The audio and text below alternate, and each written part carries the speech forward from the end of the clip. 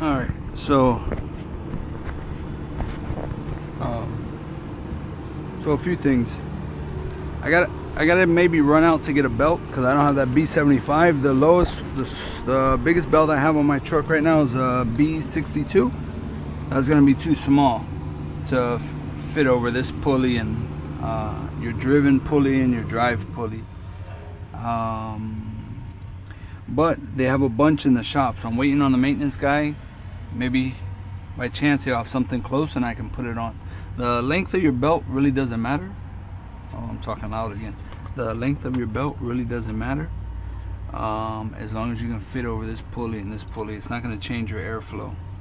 If you change the diameters of either pulley, yes, then it will change your airflow. I mean, this blower was kind of dirty, has a lot of buildup. It's not too bad, but has a coating on it. Another thing is, back in here is a nameplate on the motor. So this is a 460 volt unit, and this motor here is 6.3 amps at 460. So what I like to do is I like to write it 6.3 amps at 460 volts for the blower, because when you do a maintenance, whenever you come out, you don't have to read the tag on the motor and stuff like that. You can read the tag on the unit here. Let's see what it says. It says evaporator standard 460 volt 7.6 full load amps, 5 horsepower. I don't really like to go off of that because the actual motor states 6.3, so I like to go off the motor. So I don't want to have to look at that every time I need to know the amperage. So I write it here, so now I know. And this is a 460 volt unit. So another thing is, I said, well, since I'm waiting, I go, well, let me check the charge. I know this one was running, circuit 1. It was sweating back, low airflow, whatever. I'll have to check it, once I get the belt on. But I know it has refrigerant. But this one wasn't running. It could be either low on refrigerant, which it is. Also, if it's cool out, it's not calling for second stage. But I checked, it was calling for second stage and it wasn't running because it was low on pressure, the low pressure switch. So I put a little 22 for some tracer gas, and then I filled it with nitrogen. So I got 31 psi right now, nitrogen pressure, and we're gonna have to do a leak search. Here it looks a little oily. I'm gonna burn because it will kick on and you're gonna damage that compressor because it can't compress the nitrogen. So, and this guy right here, I'm gonna mark it so I know which one it is for whenever I have to come back in the future to fix the leak. So alright, I'll get a vacuum. I'll show you how that looks once it's all cleaned up. Oh, since I'm here, I can show you how this works. You just hook that, put it over the edge,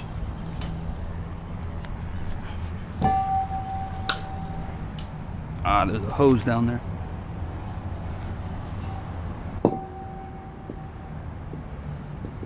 And then like that. Then hook something else so you're not going up and down tying stuff up, or you can have several ropes if you want, have several ropes and do it like that. But when you work by yourself, you got to try to be efficient and try to work smart. If you have a helper, I guess it doesn't matter, but I like to work by myself. To me, it's easier. I talk to myself. But all right, I'll show you once I have that all cleaned up. The customer had the belt, so now I'm gonna loosen this here. This is your idler pulley or tensioner pulley. So what you gotta do is first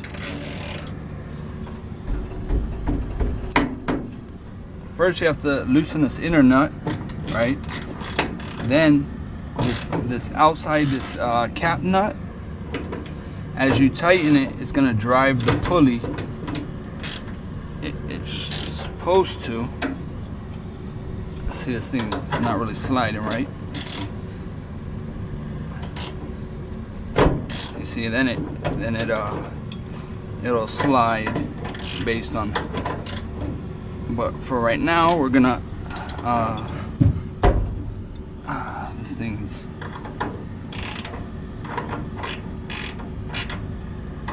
And you don't really want to put a what do you call it? Usually it can slide by itself. You don't want to put an adjustable if you don't have to on there, because what happens is it's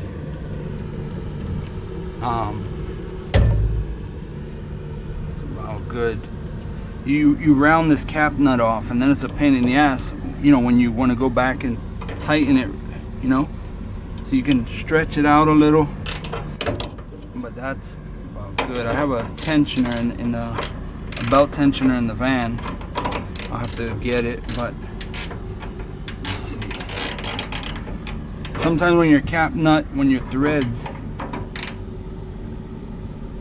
when they don't line up, it's hard to slide it all the way on. Like if this notch doesn't line up, it won't thing. So now you want to tighten that down.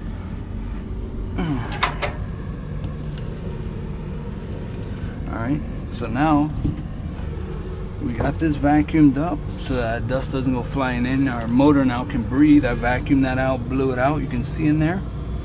So now the motor can cool better. You know, it feels the bearing, you know, the windings and stuff will cool a lot better.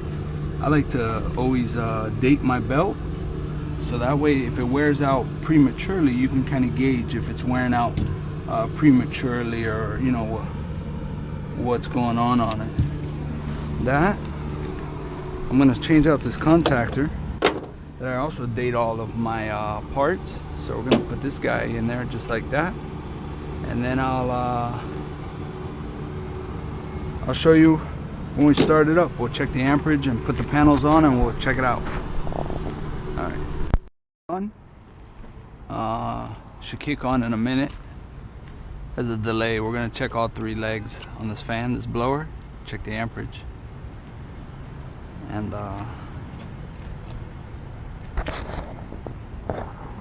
hopefully the sun's not in the way, and you know, hopefully the video turns out all right.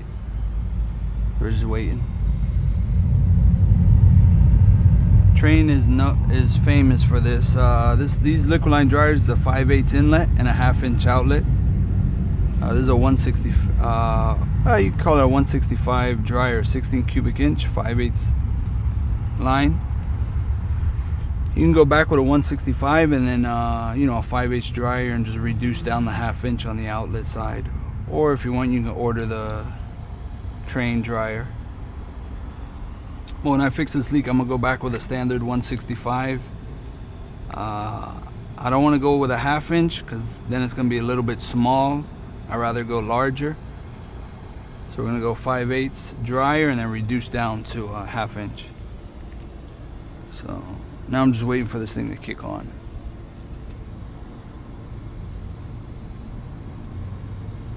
Here I labeled a leak,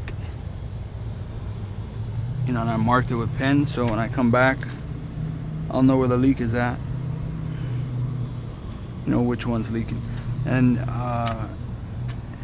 is a multi-circuit coil, so even though one circuit has no refrigerant, the other circuit does. So when you're in there with a torch, you need to make sure you're brazing the right circuit. You know, you're working on the right circuit, because if you heat up the circuit that's charged with refrigerant, that's can be very dangerous. So you need to make sure you're actually working on the right circuit. So that's another thing to keep in mind. So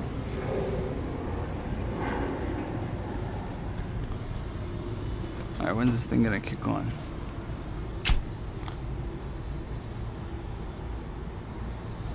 Well, it's going through the delay period. I guess I'll pause the video. When it kicks on, I'll come back on. I'm going to clean up my vacuum cleaner and wrap up my extension cord, and then I'll show you the amperage. Alright, so I got the unit started, got the meter on amperage. You want to check all three legs. This is running 5.6, 5.3, and 5.4, 5.5. So it's within an amp. I could close the drive pulley, make it work a little harder, and raise the amperage a little bit, but I'm gonna leave it right there. Just checking the amperage on my condenser fan motor. The nameplate states 2.9 max running load amps. I'm running 2.4 on that fan and 2.5 on this fan. Circuit number 1, my pressures are coming up. I'm running 55, 56 on the low side, 56 over 200, but it's slowly coming up. It's probably gonna fall right in line. I'm gonna let this unit run a little bit longer while I'm just checking different temperatures. Another important thing that I wanted to show is the extension cord. Let me get away from this thing. Whenever you roll up your extension cord, you want to be careful. Me, I'm the type of guy, I'm always trying to not shortcut, but I'm trying to find ways to do things faster. What happens is I unplug my extension cord here because I'm not using it, but it's still plugged into the outlet over there. In this example, it's not, but sometimes it is. So instead of me walking over there, what I used to do was roll it up as I walk to the plug socket. The problem is your extension cord is charged, you know, with power. So if there's a cut, if there's a nick in this wire and you wrap it around your arm and that nick touches you, it can be dangerous because you can't get it off your arm fast enough. So don't roll up an extension cord that's plugged in. Because you might have cuts in it and it's going to be hard to get off your arm. So make sure you always unplug it before you roll it up. And with that, I'm going to roll up this job. I'm finished, got the old belt, waiting for my pressures to come in line. They came up, it's still coming up. We're at 60 over 203. I'll be back to fix that leak. I got to get them a price. And contactor, I left this one off, and the rattling noise is the fan cage up on top. You got two condenser fans, it's rattling a little bit. I put a screw in that, but that pretty much wraps up this job. This here is just like a 20-ton package unit. They're all pretty much about the same. But all right, thanks for watching.